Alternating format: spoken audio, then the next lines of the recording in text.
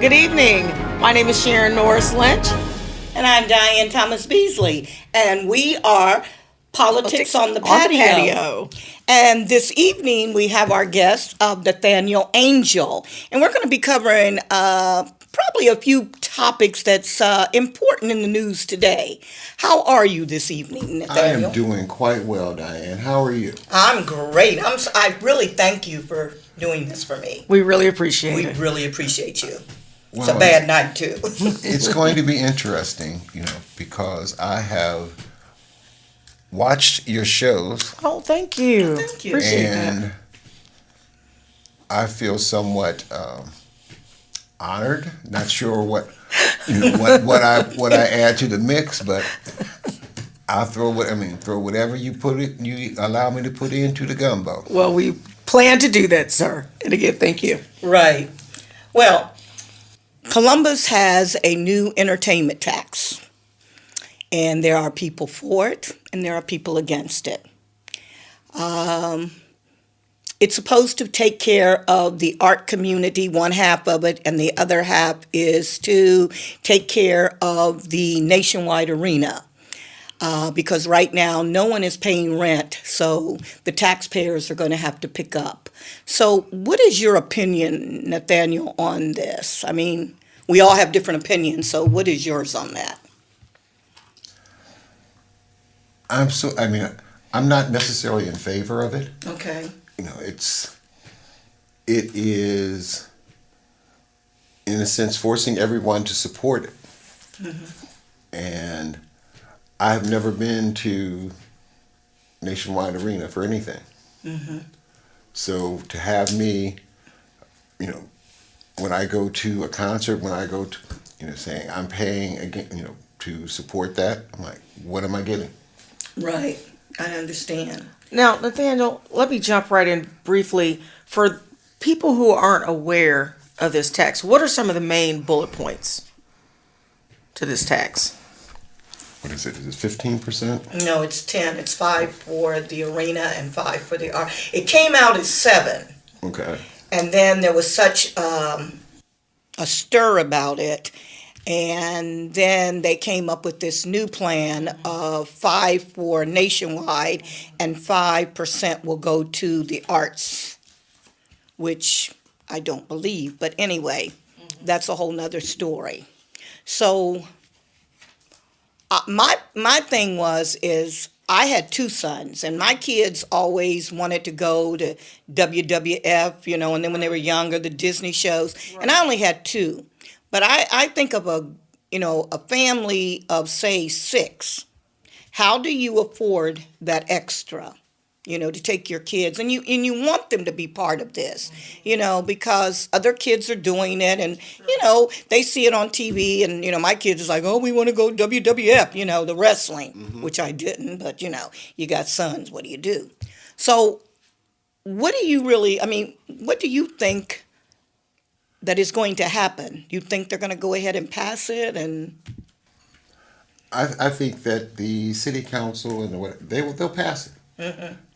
Despite any objections from the community whatsoever, they're going to pass it and force it upon us.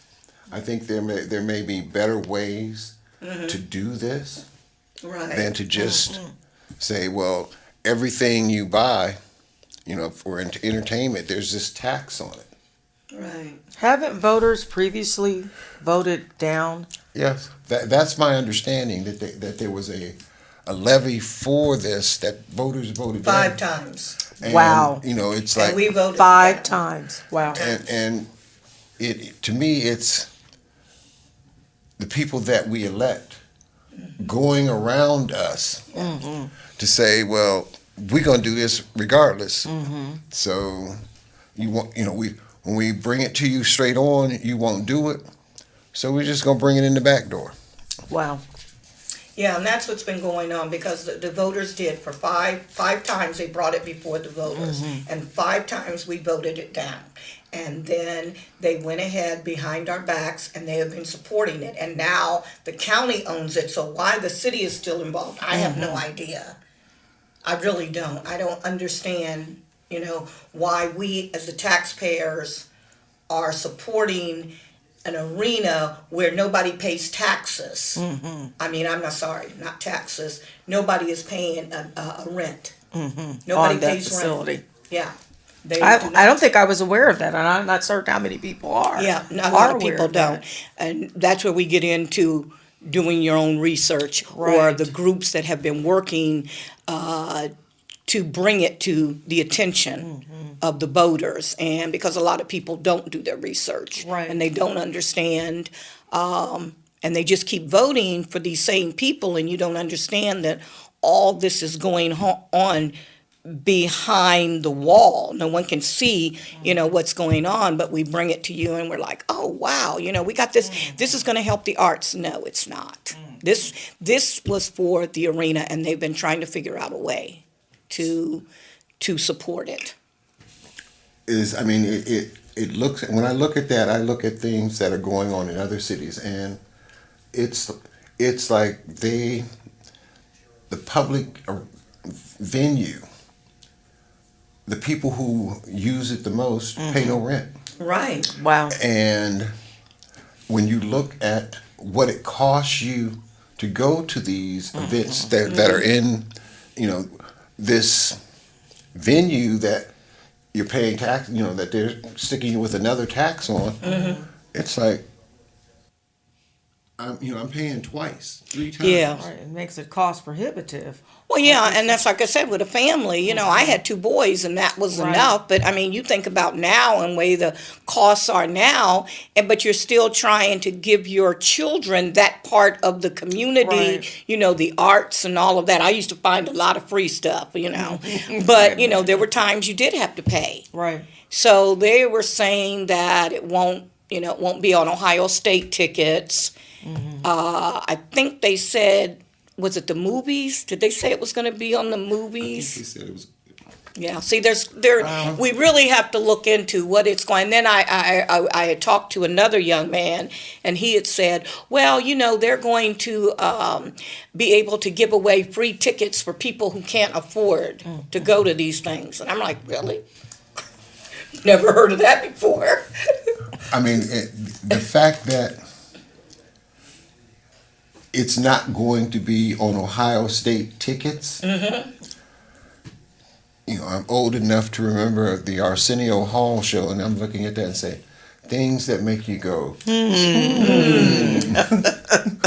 Yeah. why is that? Right. Yeah. Well, but wasn't there something that they said Ohio State tickets were going to go up next year? I thought I saw something on that. Yeah, there was. I think the university announced a price increase, but tell me what part of that price increase. Why does it not include OSU tickets? Interesting. It is interesting. Interesting. Very interesting. And what part of that the price increase that OSU is getting is going to benefit the Right. city of Columbus? Yeah. Right. OSU, and that's the only one it's going to benefit. It will not benefit us. Well, And then, even if they do present a block of tickets to the underprivileged, what about the middle class? What about the rapidly shrinking middle class, Yeah. who oftentimes don't qualify because they're outside of the margins? So, then again, yeah. but the middle classes who largely, by and large, support Yeah. this Well, tax. That's where your support comes So from. they will be hit Well, twice. I mean, I look at it, and my son doesn't live here, but my son has 6 boys. Oh, wow. Wow. So if he were to come in for him to go to that type of event, that cost, There's the rapidly money increase. for the food and the drinks and the programs and other things that kids want when they go to a show. Oh, yes, I know. Right. Too. Yeah, because not only do you pay for the tickets, you've got to go in and you've got to buy them a drink. Then you've got to buy popcorn or Right. whatever, That's part of, Right. going to an event. That's right. And that's part of the kids being entertained. So it's going to be cost prohibitive for a lot of people, and it really will be. And, people who can afford it are the ones who's telling me, oh, but they're going to give tickets away. Like you said, what about the middle class? Right. And that's my problem. I cannot support it. And I know they could care less about, one person that does it. But I really don't like the fact that they're not taking it to the voters. Right. They're just going to go ahead and bypass us and do it. Taxation without representation. Basically. Exactly. Learned that in high school. Right. And that's, I mean, as you say, that's a classic example of what you say. We have to research what they put out to us. Well, this has been extremely informative so far. We're going to take a short break, and when we return, we will have more comments for Mr. Angel. Thank you. It's easy for me to start with my grandmother and my mother because they were positive women in my life and they pushed and promoted me. But as I finished high school and started thinking about my career, there were two women who stand out for me. First, a lady named Charity Early, who wrote a book called One Woman's Army and who was the first female WACs in the Army. Born and grew up right in this great state of Ohio. And then Barbara Jordan was my other role model because she and Charity were good friends, and Charity Early understood mentoring. So she would take me with her when Barbara Jordan would fly in for a board meeting. So I had the opportunity to listen to her stories and to hear her talk about Congress. As people develop their hiring practices, as people move up the corporate ladder, oftentimes we're forgotten or we're not included. But when you practice real diversity, it's valuing the differences. And it's also making sure that from the top down and the bottom up, that you embrace inclusiveness.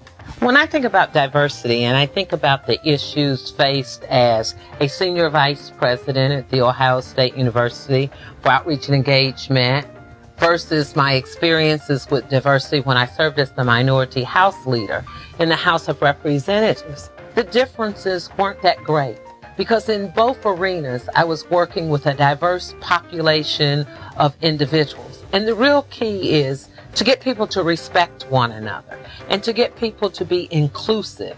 And I had that experience at the university, being the only African American oftentimes in the room, but being strong enough to bring the issues up, to make sure that people are sensitive to our differences.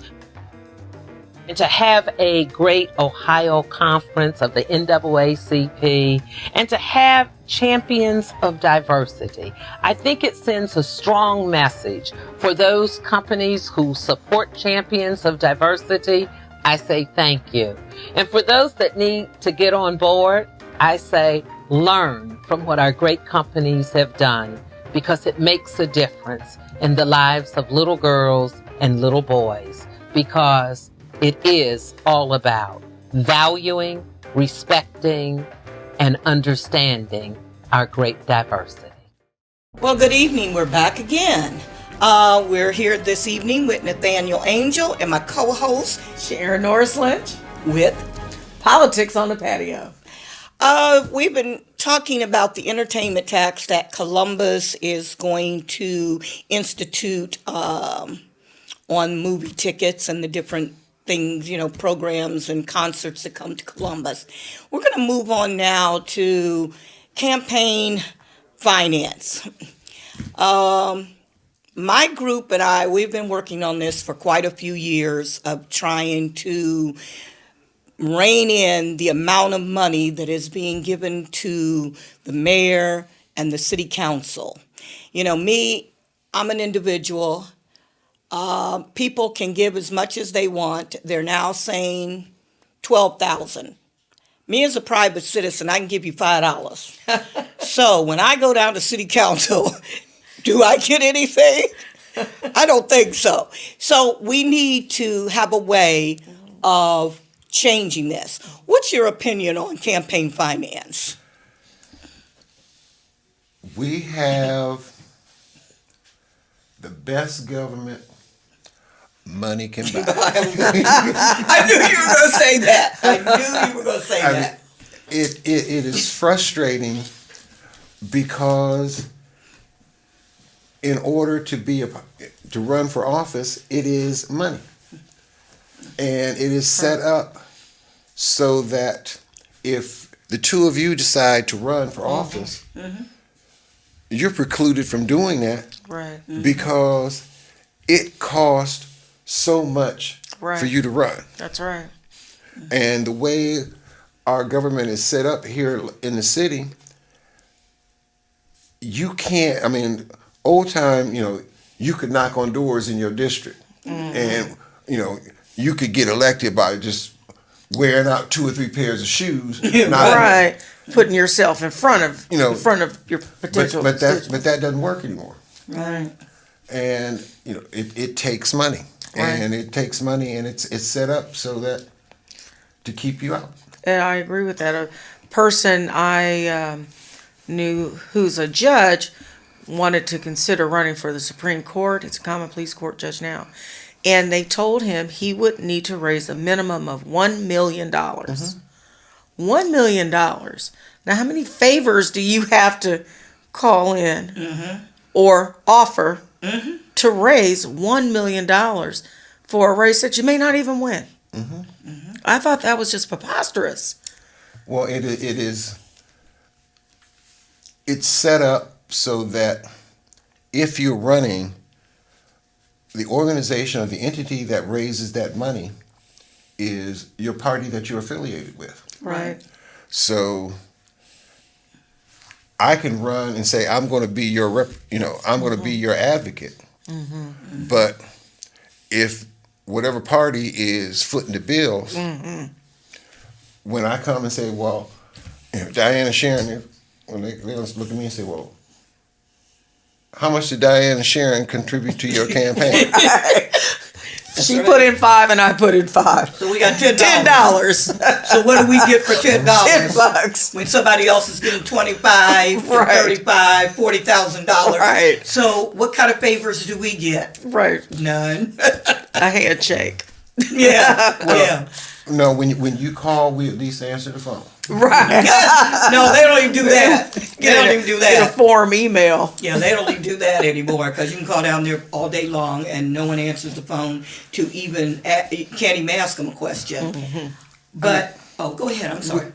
It strikes me that we have to figure out a way to take money out of politics. Yep. I agree. True.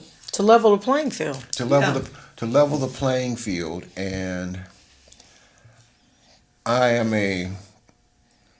my degree is in political science, and I've always told people for years, when the founding fathers founded this country and set up the method of government, they never envisioned politics being a career.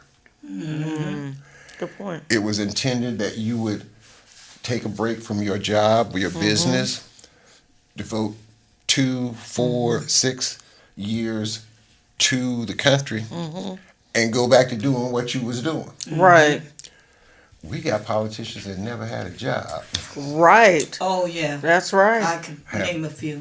have never had a job, so don't know what it is to have it be Wednesday and paydays on Friday, and your car is on E. Or needs breaks. Right.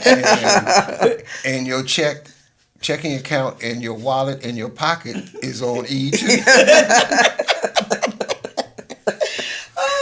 I know that feeling. But that is true. And the thing is, like you said, we need to figure out how to come up with a better playing field for all of us. Right. That we should all be able to play in this game That's right. that they have. And you're right. You look at D.C., those people been there for what, 50 years? Decades. What is till they die? And you're like, what good are you? Right. I mean, honestly and truly, what good are Are these you? people? So, Mr. Angel, what steps do you think we need to take for meaningful campaign finance reform? The first thing that we need to do is we have to understand what our role is, and realize that our role, as you put it, we have to study. We have to find out what our powers are, because the people that we elect like us right where we are. Right. You know, where we don't understand the process. I mean, we have to understand the process and make known our wishes. Right. We cannot necessarily wait for the people that we elect to tell us what we need, Right. because if you elect me and you waiting on me to tell you what you need, Right. what you need is going to look and sound an awful lot like Right. what I want. you want. That's right. That's Right. exactly right. Exactly. And it comes down to who we are electing to represent us. Who we are electing and what we charge them to do. Because if you don't ask for anything, if you don't demand anything, that's exactly what you'll get. Right. If you demand nothing, You get nothing is what's going to come to you. That's true. And that is a problem, because no matter who we elect, if we don't go and like down to city council or set up meetings with the mayor or the council members, how do they know what you need if you don't tell them? Right. Well, and we have to get ahead of it. We have to know and have an idea of what our agenda is Right. before we elect you. When I worked in politics, I told people a simple way to deal with people who come to ask you for your vote. I said, ask them one question. Tell me one thing that you are going to do for me, that when you come back and ask me to vote for you again, I can ask you, what did you do on that? And it's not We me. need to do a lot more of that with It's not me telling you our what I leaders. want. It's you Right. saying to me, this is Right. what I'm going you to could do. do. Good point. And then when you come back, I'm going to ask you, what did you do on this? Yeah.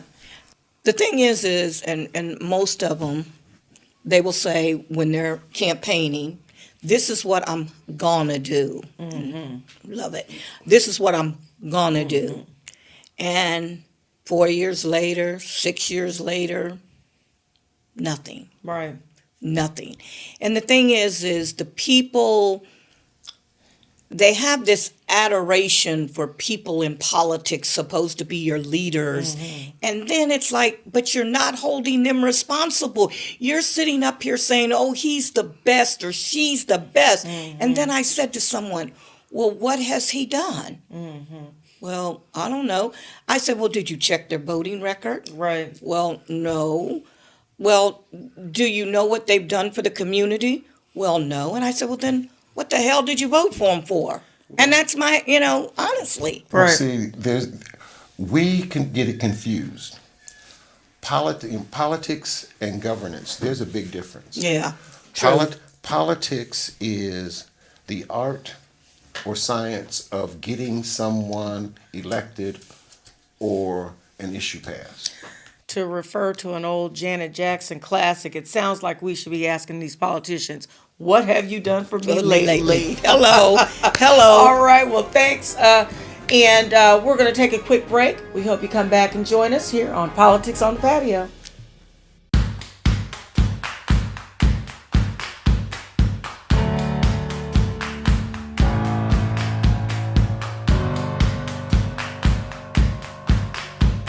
I'm thrilled to work for a company that does have values and that lives and works by them every day. I'm really happy. My store just opened up like 3 weeks ago. And finally I can say I'm a store manager, which was my goal, thanks to DSW because they believed in me. I could easily cry. I had no retail experience, no managerial experience, but they saw something in me and gave me the opportunity to make a difference in my life. And also find an organization that was willing to accept me and I can also grow and develop with. I think one of the most exciting things about being here is seeing people grow, develop, do more, enjoy their careers, elevate their careers. Always being challenged and always being made to feel that I am valued in my role is what makes DSW favorite for me. You always have a voice. People always want to know what's your idea, what are you doing to make a difference in your store. There's a lot of collaboration. Everybody truly lives the values, and all of the behaviors that everyone exhibits supports that, and it's created a fantastic culture at DSW. Hi DSW Associates, I'm Roger Rollins, I'm the CEO of DSW. I started my career in the restaurant industry. I evolved into public accounting, eventually led to retail, and ended up here at DSW.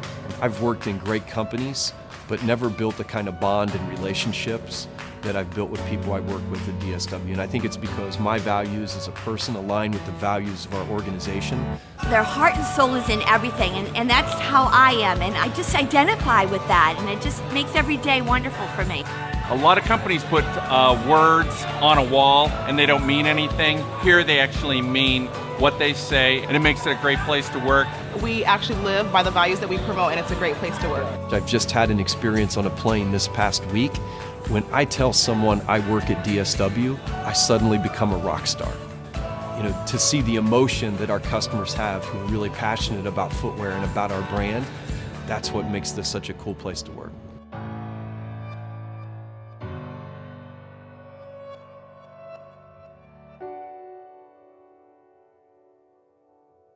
Are you looking for quality clothes that cost less? Shop Discount Fashion Warehouse and fill your wardrobe for the price of an outfit. Men's and women's apparel, footwear, swimwear, accessories, and more. Only at DFWH. Well, I'm Diane Thomas Beasley. I'm Sharon Norris Lynch. And we're back with Mr. Nathaniel Angel. Well, we were going to say politics on the patio. So you know what you're... It's politics on the patio. Thank you, thank you, Mr. Nathaniel Angel. Our new co-host. Yeah, we got a new host now. Right. Well, we were discussing before we went to break campaign finance, and we were listening to some of the remarks that Nathaniel had. Because we were talking about candidates, what have they done for us lately? Right. And because during their campaign, we always hear them tell us, I'm going to do this, I'm going to get health care for you, or I'm going to do this. And I would like to know, what do we need to do as voters to hold them responsible?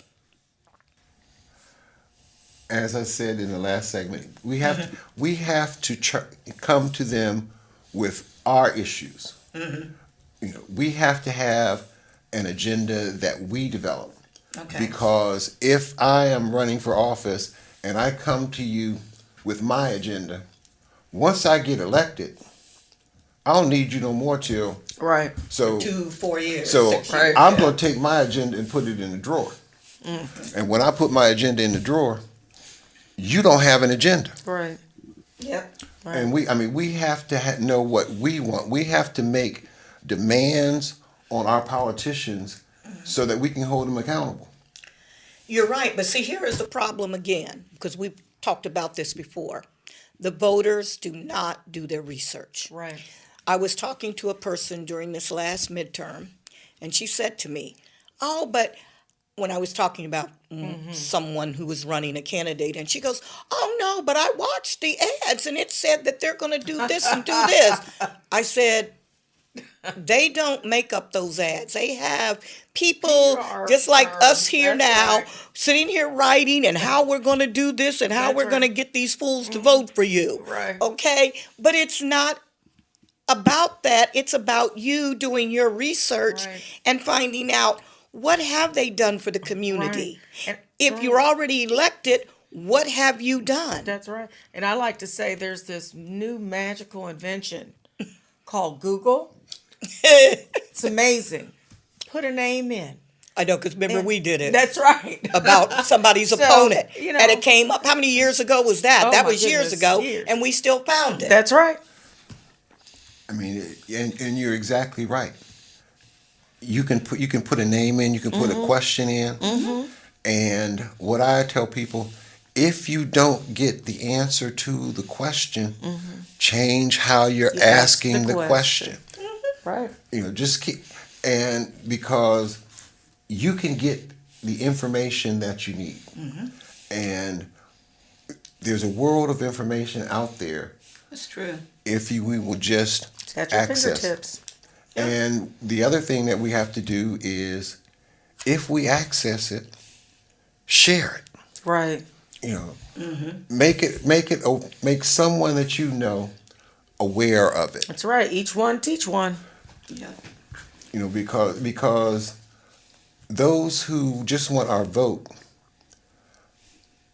they are content to keep us, and I hesitate to say this, but I don't know of another way, ignorant. The more ignorant you are, the more controllable. And the less educated. And because when you're not educated, then you don't know what questions to ask. Right. I remember our president saying during his campaign, I love the uneducated. Of course, because look who they are, and look who they put in office. But I digress. I know we did digress on that one.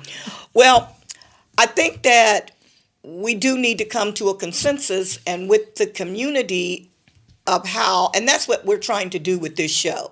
We're trying to inform people. This isn't about, talking about, well, these people are not this and this. It's not about that. It's about informing the community. And you need to do your research. You need to find out who these people are and really what they are doing.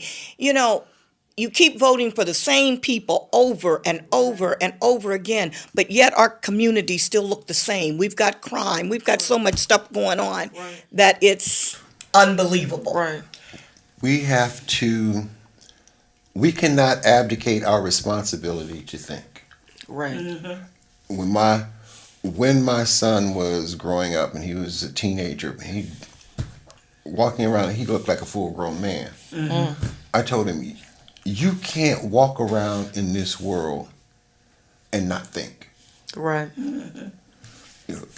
We have an obligation to think, to use your brain, because the information is out there, but we have gotten lazy to the point, well, I don't have to think because Sharon and Diane gonna do my thinking for me. And I'm just gonna wait on them to tell me what I need to do. But we can't. We can't. No. Yeah, we can't. And that's what I was telling you before, and I love to research. Right. I really and truly do. It's Yes, one of you the do. greatest things. You I'm get an serious. A+ in research. I know. I love research because, I could sit up here and say, oh, I want to know more about Sharon. Okay. Then I go research Sharon. Right. Find out when she was born, That's right. when she was married, who her mom is. Yeah. We could find out anything we want, like you said, on the information highway. That's right. We were also talking about voting because that's it too. So Yes. how do we get people to vote? As we know, and we've all come, not you, but we've come through the civil rights. We've come through the civil rights era, and people fought and died Right. for African Americans to vote. And today, we have less African Americans voting than ever. Unbelievable. It is. So how do we conquer that? How do we get these young kids, as they call Motivate the millennials, them. how do we motivate these kids? Voting is part of a process. And this country has had us focused on voting. Just that part of it. They have battled us. They still continue to battle us in terms of suppressing our vote. We have to understand that and ask ourselves the question, because I talk to young people who say, my vote doesn't matter. And my question is, if your vote didn't matter, would they have gone through this much trouble and sent our ancestors through so much hell to keep you from voting. You know, we have to learn. I mean, voting. We have to educate ourselves, our young people, and some old heads on what voting is, what the process is, because we have to know what our vote means. You know, I've told people, everybody knows the power of the black vote, except black folks. Yeah, that's true. And you know, to those who say, well, it doesn't matter, I challenge them.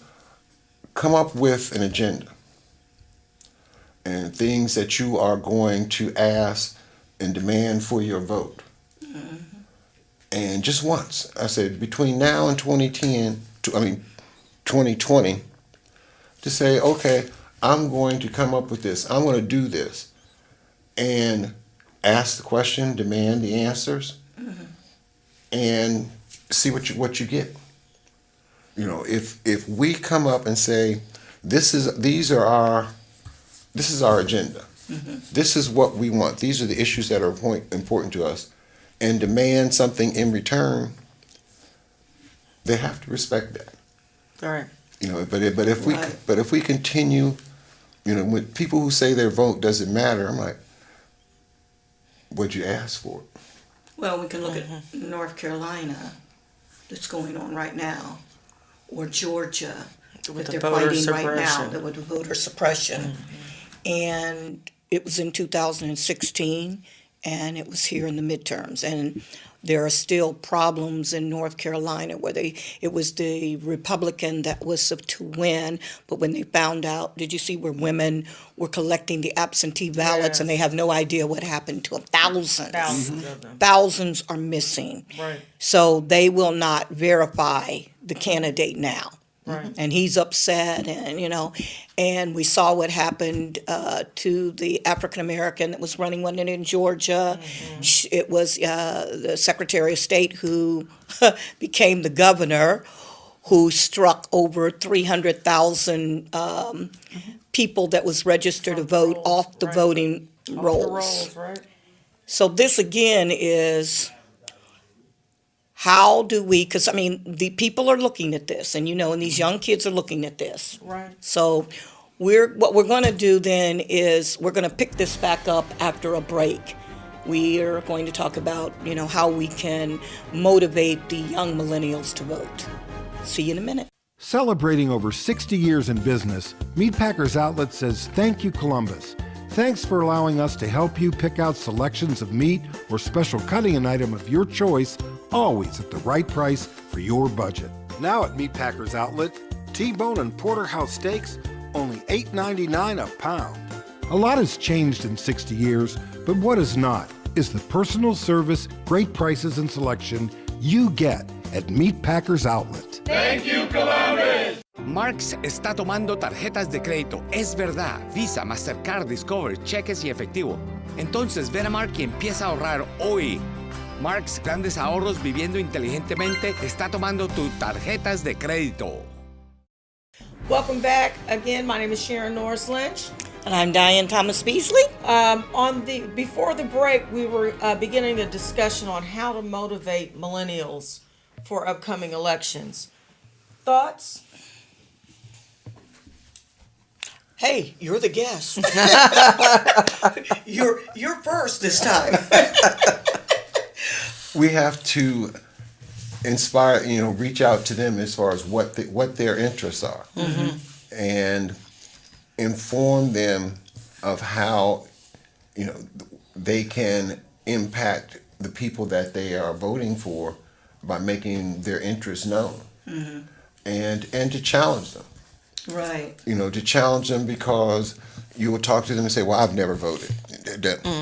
And my thing is to ask them, right, give me one vote, give me one session, you know, right, one election. Vote, you know, do the work, you know, have your agenda, and vote. And then if you get nothing from it, if nothing changes, you know, I won't knock on your door again. I thought the level of passion and energy that Bernie Sanders had behind his run was incredible, and I was hoping we could maintain some of that energy from the young people. I mean, I Yeah. guess we've had more young people register, Yeah, we did. but registering and actually voting are two different things. Yeah, that was the problem that we had over the years, because I told you that's what we used to do with the NAACP, and then they would let, like Kroger's and different places would let us register. But the problem was then, after you register them, Right. how do you get them to the polls? And that Right. was our thing. And so we had, when I was working downtown, we worked with some nonprofits. And so what we would do is we would have buses and vans that would pick up. And I remember one year, I don't even remember where we were. And we had cell phones, and that cell phone was distributed, and they would call. And then we would dispatch our drivers to pick them up, because a lot of times it's seniors, you know. But the thing is once we get them registered, and that's the easy part, and it truly is the easy part, how then do we get them to the polls to vote? Right. They have to, I mean, you have to have a reason. You have to have something, they have to feel vested in this process, that this process, that there's an issue, there's something that they will get. Because otherwise, we are just continuing the process that was hoisted onto us. You know, I'm gonna come get you on election day. You're gonna go vote. Then you take your behind back home, and when I need you to come vote again, I'll come get you. You know, there's nothing. Where's the motivation? You know, there's no motivation because there's nothing that you have. You know, in the vernacular, you don't have no. Well, as they say, you ain't got no skin in the game. Yeah, that's true. Well, the thing is to get skin in the game, you've got to vote. And then, like you said, we've got to hold these politicians, we've got to hold them responsible, because what's going on now, whether it's locally, statewide, or federally, we are not holding any of these people, none, including the 45th person in D.C. No one is holding these people Right. responsible for the things that they say, Right. the things that they do. The division in this country right now is unbelievable. So the thing is people are looking at it now and they're thinking, wow, what can I do to change this? So they do absolutely nothing. And, you know, we're all sitting here watching it. Because it seems so It's on the overwhelming. What stage. difference can one person make? Yeah, and it is I make? overwhelming. Everything that's going on in this world right today, Right. and starting in D.C. Right. is overwhelming for all of us, and it really and truly is. It's overwhelming, but it is what the old folks would tell you. How do you eat an elephant? One bite at a time. You're so smart. I know a lot about eating. But I mean, you know, if you're sitting there looking at the elephant on your plate and say, you know, one bite at a time, and that's what we have to inspire them with. You know, that's how change occurs. Right. And you know, it's not an immediate act. Yeah, that's the problem, I think, because it's not immediate. You know, you vote for these people, like the House, that's 2 years, Senate, 6 years, and I think people expect to see change. Well, with this president, it was changed like right now, but most does not happen right away. And when people don't see change, automatically they think, well, nothing's working. My vote did not change this. Well, and that's a part of what I call the education of our people. Well, it's education. Of the process. We have to teach them what the process is. Yeah.